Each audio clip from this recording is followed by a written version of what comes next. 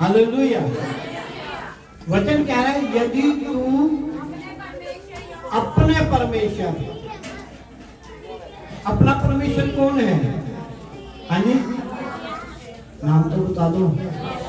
यीशु मसीह, तेरे जैसा कोई नहीं। अपने परमेश्वर के लिए जैसे अपनापन हम दिखाएंगे, अपनापन का मतलब हर चीज से अलग होकर उसके साथ जुड़ेंगे। तो वचन कह रहा है कि यदि तू अपने परमेश्वर की बात, उसके विचार, परमेश्वर के विचार, परमेश्वर की बात तक मन से सुने, जो उसकी दृष्टि में, जब हम किसी की बात सुनते हैं तो हमें पता चलता है क्या चाह रहा है। जब हम बताएंगे आपको तब आपको पता चलेगा, ऐसे पता नहीं चलेगा। जब हम परमेश्वर की बात सुनेंगे, उसकी बातों को सुनेंगे, तो वचन बताता है कि तन मन से सुनेंगे, मन लगाकर सुनेंगे। तो क्या कह रहा है? जो उसकी दृष्टि में ठीक है वो ही करे, उसकी आज्ञाओं पर कान लगाएं, उसकी आज्ञाओं पर। आज्ञा तो दीपक है, शिक्षा ज्योति है, और सिखाने वाले की डांट जीवन का मार्ग है। हालेलुया। आज्ञा मानने से, वचन में लिखा फिलिपियों में यीशु ने आज्ञा मानने तक, मौत की सजा लेने तक आज्ञा में रहा, तभी उसको ऊंचा नाम दिया गया। क्योंकि इंसान में क्या है ना, यीशु उसने हमें सिखाया, नमूना दिया हमें कि आज्ञा मानते हुए शुरू से आखिर तक। ये नहीं 4 दिन है, 5वें दिन भाग गए, 4 दिन रहे, इधर हो गए उधर हो गए। जब आप एक बात तो सीखें कि यहाँ से कोई कुछ नहीं सीखे जाएगा। जब हम जाएंगे केवल हमारे काम हमारे साथ होंगे। और इसीलिए वचन कहता है कि परमेश्वर की बात सुनो, संसार की नहीं। संसार में तो क्लेश है। और कह रहा है यदि मेरी आज्ञाओं को तन मन से सुने तो जितने लोग, सबसे पहले 10 लोग आए थे मिस्रियों पे। हालेलुया। उसके बाद बढ़ते रहे, यीशु के समय 39 हो गए, और आज पता नहीं उनका, पता ही रोज एक नया लोग आ जाता है। हालेलुया। तो वचन कह रहा है जितने लोग आज आपके जीवन में, आपके परिवार में चिंताएं, परेशानियां, वो कह रहा है जितने लोग मैंने मिस्र में भेजे थे, उनमें से एक भी, हालेलुया, एक भी, क्योंकि वचन कह रहा है तेरे, मैं स्वर्गदूतों को आज्ञा दूंगा, वो तेरे डेरे के पास पहरा करेंगे। भजन 91 के अंदर लिखा है कि मैं दूतों को आज्ञा दूंगा कि वो तेरे, जहाँ तू रहता है, जिस निवास में रहता है, जिस शहर में रहता है, जिस घर में रहता है, वहाँ चारों तरफ एक बाड़ा लगा देंगे। कितनी, हाँ, आज्ञा देगा।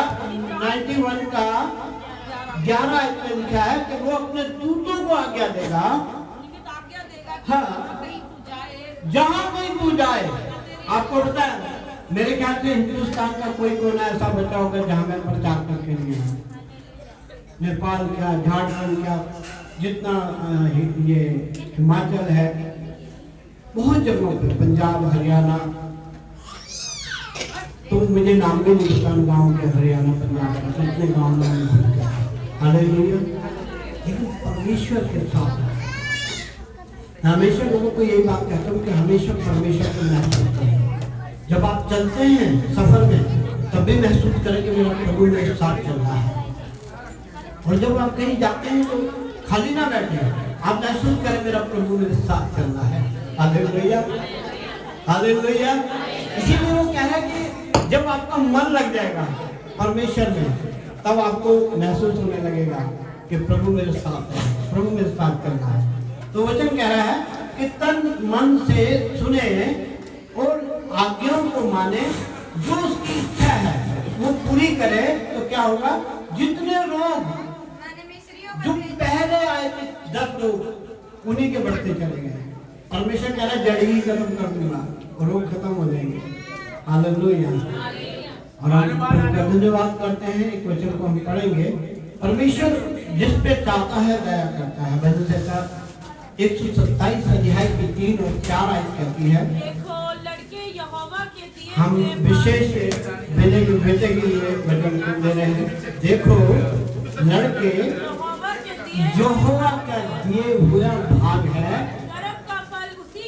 गर्म का फल उसी की ओर से प्रतिफल है। जैसे वीर के हाथ में तीर, वैसे ही जवानी के लड़के होते हैं। वैसे ही जवानी के लड़के बिने जवान है ना। हाँ जी, देखा मैंने कितने लोगों ने देखी। आज मैं सारा प्रोग्राम का और बहुत ही कोई भी उसके पास चला जाता है। मेरा इतना एक्सपीरियंस है इतने समय से। कोई भी अगर आके कहने लगा मेरे घर में ये नहीं है, मेरा ऐसी प्रॉब्लम है, उसी समय उसके साथ हो गया। पता नहीं कितने लोगों को मैंने अपने समय में देखा है कि जब भी कोई इसके पास चला जाता है, मेरे को भी कोई कह देता पास नहीं, मेरे बड़ी तकलीफ हो रही, बड़ा ये नहीं है वो नहीं है, मेरे से मिल जाएगा। जिसको ज्यादा प्रॉब्लम होती है उसको भेज देता, मेरे से मिल लेता और वो उसको बहुत लोगों को सहायता करता है। क्यों? प्रभु के नाम में। किसके नाम में? किसी लालच में नहीं। हालेलुया। तो इसीलिए कह रहा है कि जैसे वीर के हाथ में तीर, वैसे ही जवानी के लड़के होते हैं। हालेलुया। क्योंकि व्यवस्था विवरण 28 अध्याय की 4 आयत में लिखा है, व्यवस्था विवरण 28 अध्याय की 4 आयत इस प्रकार से कहती है, धन्य हो तेरी संतान और तेरी भूमि की उपज, हर चीज के ऊपर परमेश्वर आशीर्वाद आशीर्वाद आशीर्वाद देता है। जो प्रभु की बात जोड़ते हैं, जो प्रभु से प्रेम करते हैं। मैं हमेशा लोगों को बताता हूँ, मैंने कोई ट्रेनिंग नहीं करी और मैं किसी पास्टर पे बैठ के मैंने सीखा नहीं। मेरे को इतने साल हो गए, आज 23 साल हो गए। मेरा जब एक्सीडेंट हुआ तब मैं वेल्डिंग का काम करता था, सबको पता है, और बहुत शराब पीता था। लेकिन जब प्रभु जिसको चुनता है, वचन में लिखा है, जिस पे चाहता है दया करता है, जिस पे चाहता है रहम करता है, और जिस पे चाहता है दया और करुणा का मुकुट बांध देता है। हालेलुया। और मैंने प्रभु से कहा, मैं झारखंड प्रचार में गया था, बहुत बड़ी मीटिंग थी, मुझे बुलाया था और मैं डर रहा था कि मैंने कभी माइक नहीं उठाया। मैं तो वेल्डिंग का काम करता था, मिस्त्री का, ना अनपढ़ ना खूबसूरत, कि चल भाई पास्टर टाइल लगा के बड़ा अच्छा लग रहा है। हालेलुया। तो प्रभु ने मुझे, वहाँ मैं प्रार्थना करा था, प्रभु इतने बड़ा स्टेज, इतने लाखों आदमी बैठे हैं, यहाँ पे भीड़ इतनी के देखे नहीं जा रही है, और मेरे को यहाँ पे बुलाया। एक सिस्टर थे, उनको दर्शन हुए कि पास्टर जी को वरदान मिला है, और वो वहाँ से झारखंड से यहाँ पर आकर उन्होंने मुझे ढूंढा और मुझे कहा, पास्टर जी आप एक मीटिंग कर रहे हो वहाँ पर, आप यहाँ। हालेलुया। और मुझे नहीं पता मुझे कौन उठा के ले गया वहाँ पर, मैंने प्रचार करा, मुझे नहीं पता कैसे करा। मैं जब बैठा सोच रहा था तो मैंने कहा, कितना महान है, हम तो तुझे नाप ही नहीं सकते, तेरे नाम को किस नाम से उपमा दूं, तेरे तुल्य से कोई परमेश्वर है ही नहीं। प्राचीन काल से ऐसा परमेश्वर कभी देखा नहीं गया। कह परख के देख, और मैं परखी बात कर, और प्रभु ने वहाँ पे इतना चमत्कार, इतने चमत्कार किया कि मैं भी हैरान होने लगा। कह रही मैंने तो कुछ करा नहीं, मैंने तो खाली प्रार्थना में लगा रहा। जब प्रभु ने मुझे ठीक करा तो मैं प्रार्थना में लग गया। मुझे बताया प्रभु दास ने प्रार्थना करा। और मैं हमेशा बताता हूँ, जब मैं प्रार्थना में बैठता तो मुझे पता ही नहीं चलता था कि सुबह कब होगा। इतनी प्रार्थना, इतना प्रभु से मन लग जाता। हालेलुया। तो वचन हमें सिखाता है कि जो परमेश्वर को खोजते हैं, ढूंढते हैं, उनके साथ होता है। आपको कभी भी किसी बात की घटी नहीं रहेगी जब आप परमेश्वर के साथ चलेंगे। बड़े बड़े काम अपने आप होते चलेंगे। कह रहा तेरी आंखों ने देखा नहीं, तेरे कानों ने सुना नहीं, तेरे चित्त में चढ़ी नहीं वो बात सुन रहे तेरे देते हैं। वो तैयारी कर रहा है, भाग जाते हैं बीच में। हालेलुया। क्योंकि हमारा दुश्मन हमें डरा देता है। हम तैयारी करते हैं, प्रार्थना करते हैं, गीत गाते हैं, सब कुछ करते हैं, लेकिन बीच में हम डर जाते हैं।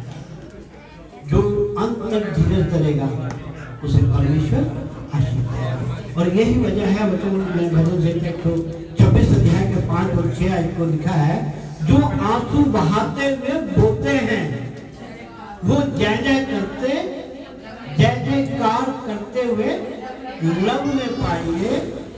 चाहे बोने वाला बीज लेकर होता हुआ चला जाए, हाँ परंतु वह फिर पुलिया लिए जय जयकार करता हुआ निश्चय लौट आएगा। हालेलुया। प्रभु आपको कितने दुख में आप परमेश्वर को ना छोड़ दें। ये भवन से हमने देखा है आज भी कई साल हुए जगह, और परमेश्वर का धन्यवाद हो। हम अपने सेवा में मैंने कभी भी कमी नहीं करता, क्या आंधी है तूफान है, मैं कभी भी घर में नहीं बैठता।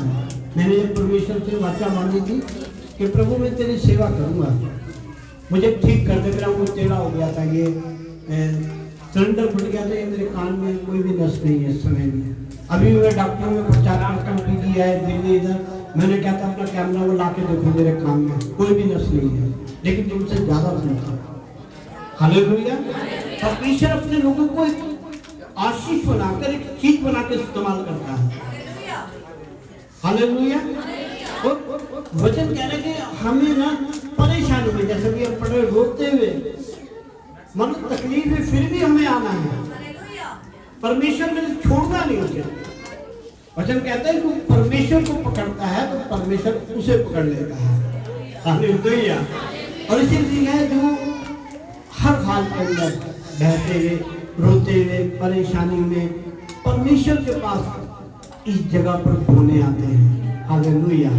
उसके भवन में, क्योंकि वचन कहता है, सब दाऊद कहता है मुझे तेरे भवन की धूल खाई जाती है, मुझे धूल रहती, मैंने कह रहा मुझे धूल रहती तेरे भवन की। और यहाँ पे थोड़ी देर के बाद नींद आने लगती है, भागने लगते हैं। और बहुत कम लोग हैं जो ये सोचते हैं कि हमें संडे कभी नहीं छोड़ना है। मैं हमेशा लोगों को कहता हूँ अगर तुमने आशीष प्राप्त करनी है तो ये गिठा मारना है। हालेलुया। और परमेश्वर के वचन में लिखा है कि जो बोते हैं, अगर आमोस की पत्री हम 9 अध्याय की 13 आयत पढ़े तो यहोवा की वाणी है, उसमें ऐसा लिखा है। हाँ जी,